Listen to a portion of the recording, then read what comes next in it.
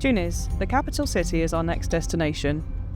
With 260 kilometres to cover, the most economic option is the train.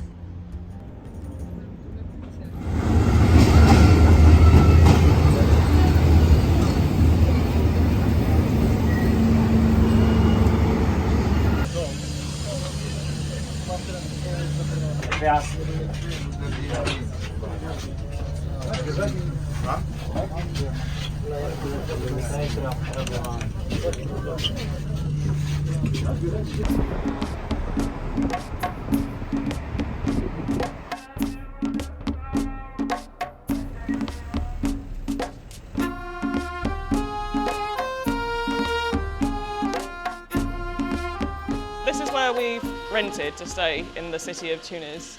It's down some kind of alleyway and it was kind of sketchy at night, but it's actually really pretty during the daytime.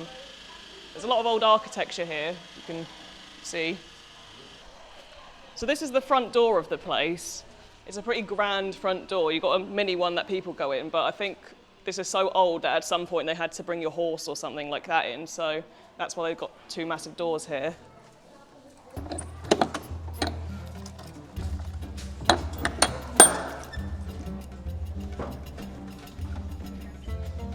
Can you see? Yeah.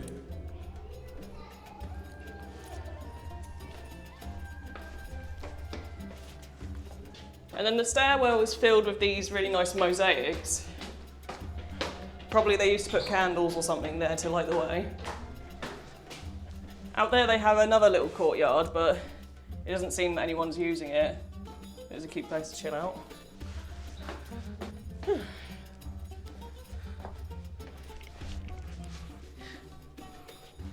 Yeah, you can see it's kind of like an Ottoman palace or something. Would you say this is Ottoman? Yeah, maybe. That guy looks very Ottoman. This is 100%. I think only here is Turkish. Yes, connection Turkish. Look.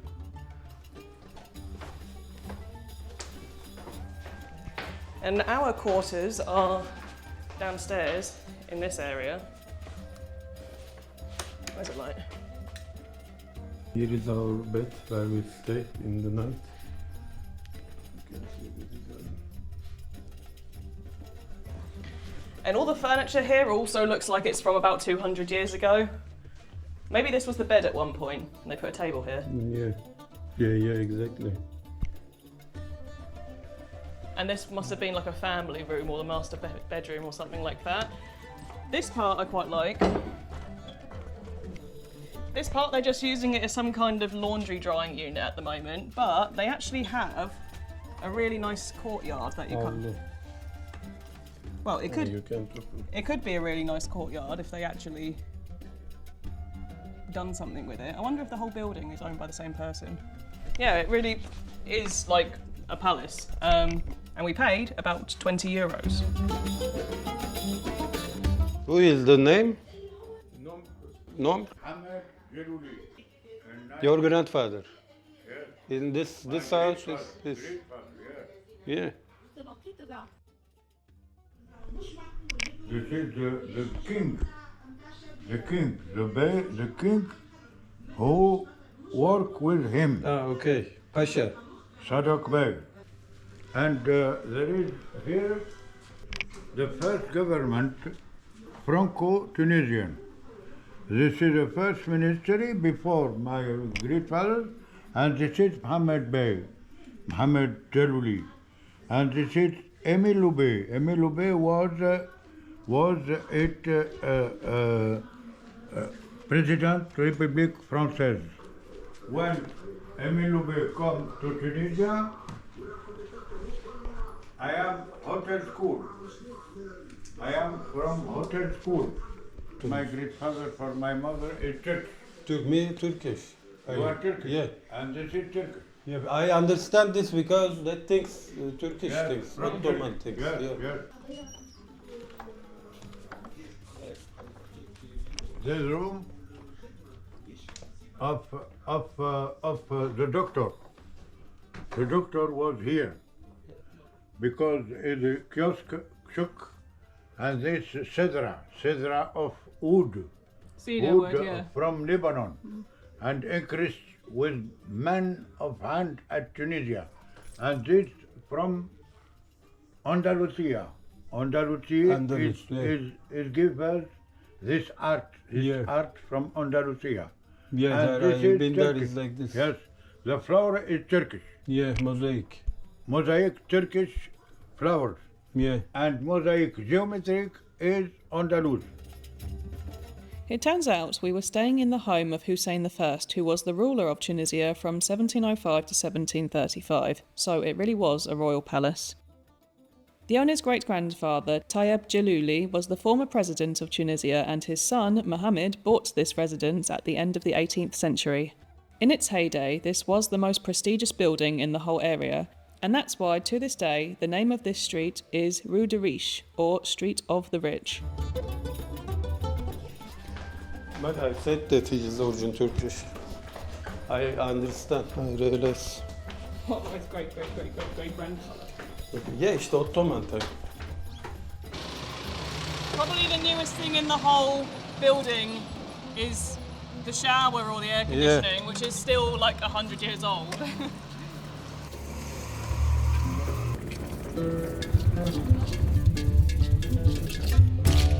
Within the city, there is a distinction between the old Tunis and the new Tunis.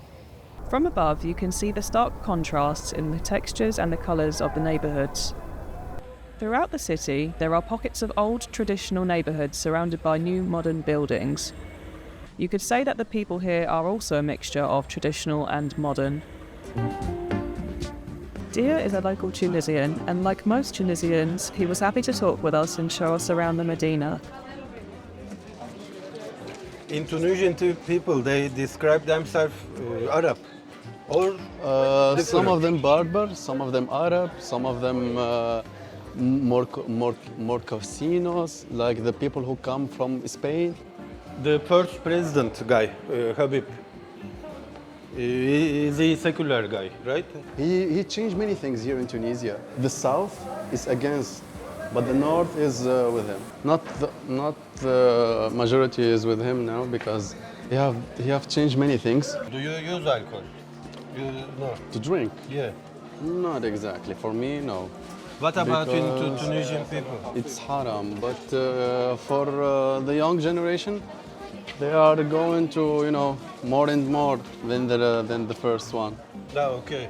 Because, More than before. Yes, because the telephone and the TikTok, and they are like follow the train, Is it allowed to drink straight? No. You will go to jail or Really? yeah. Ah, okay. السلام عليكم. مسي الشيخ وكعبة مسالش. يعطيك الصحة اخويا يرحم ابوك.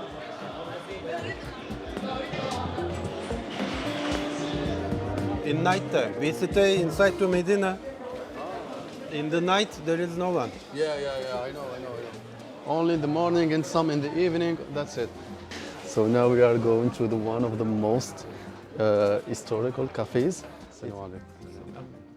Yeah, for rent a flat.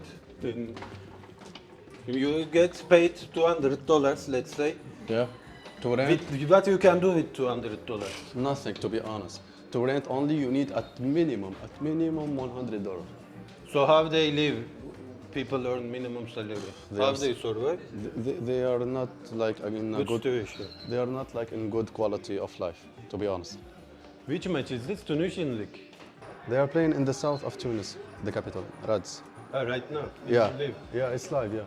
Last I heard national team, Senegal won, I think. Yeah. They play against Egypt on the final, Uh-huh. African Cup, but national teams.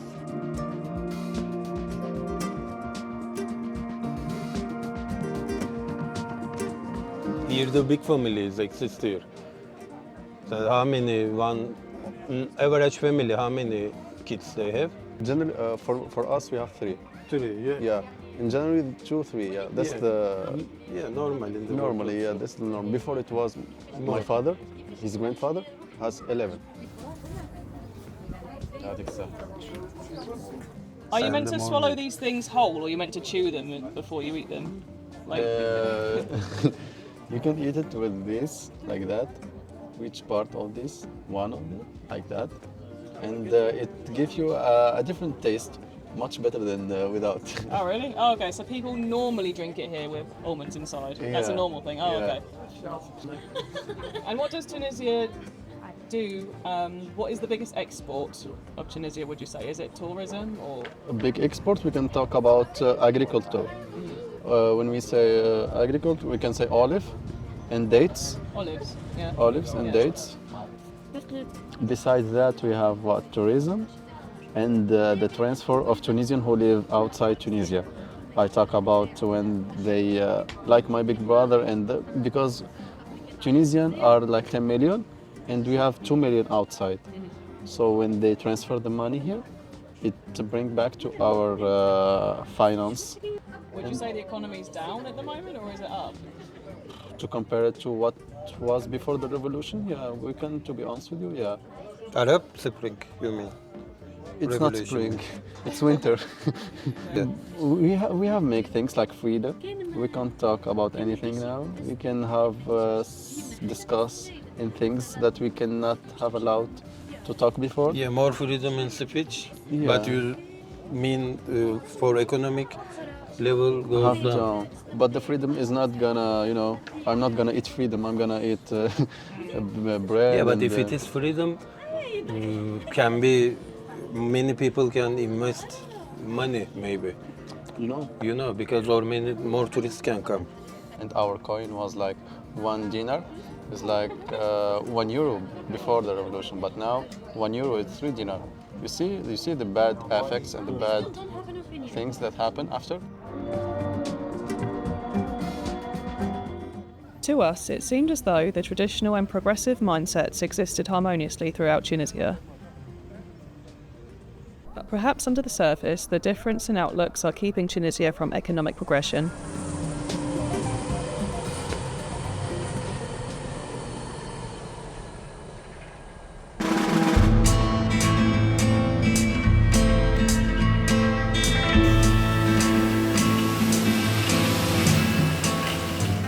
Carthage was the most wealthiest and influential cities in the Mediterranean region during the 9th century BC. Now, its ruins are the most visited tourist attraction in Tunisia, or at least it's supposed to be. In almost all of the parks and touristy things we've been to, there's only been maybe like 2 or 3 other tourists in the whole park. Like in any direction you look, there's no one else, and you can pretty much do anything you want, video or photo-wise here. Normally when you come to this type of place, you can't get a good Instagram photo because there's just so many other people waiting for the same spot. The only thing that there was a sign in the first part when you walk in saying what this was, but when you walk around, there's not like an explanation of what it was or anything like that. Like it could say here at least there was a gym, here there was this type of pool, but it's basically just a load of ruins. There's nothing really telling you what it was. Close to Carthage is a relatively more recent settlement called Sidi, with its origins dating back to the medieval period. While it doesn't have any historical connection with Carthage, it is still on the list for most tourists. Here is touristic. Yeah, here is the most touristic place I think we've been so far. Yeah. So people compare this town to Santorini. Let's see how much things are here. So yesterday in the market, for example, I got a baguette for 2 dinar, and here the same thing would be 7 dinar. So almost more than 3 times more. England. Turkish England, maybe the Chinese. Yeah, maybe. Like them, Sakira?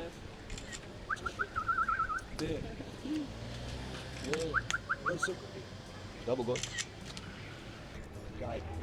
Thank How you, much? Shakira. How much money you make one day? Thank you. What? One day, how much money you make? One day, how much? What's this? How much he makes one day? قد ايه نقول لك؟ 3 قد ايه 300 1000 400 300. Yeah. How much he eats? مانجد 16 18 What he eat? Chicken. today. No, this eagle eat what? No chicken. The heart of cheap and everything is so expensive. Yeah, eat meat. Yeah. So yeah, it's not like there's much to actually see around here. There's a few people selling some souvenirs and that kind of thing down there. I think people just come here for the architecture, just to walk around, but it's not like there's anything happening in the street. Like there's not anyone playing music, it's not even that interesting for people selling anything because they don't even come up to you. Yeah, there's basically just tourists walking around and that's it.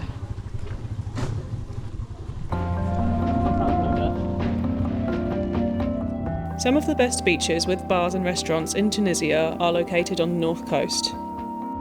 Basically, to get to beach clubs, this is the only road to get there. As you can see, it's literally going through farmland, and it's not like the road's an actual road.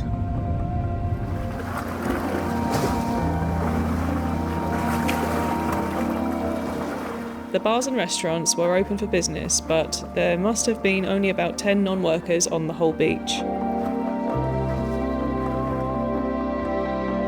Throughout our journey, most of the areas we visited have been empty. We anticipated bustling streets, but often found ourselves alone in entire neighbourhoods.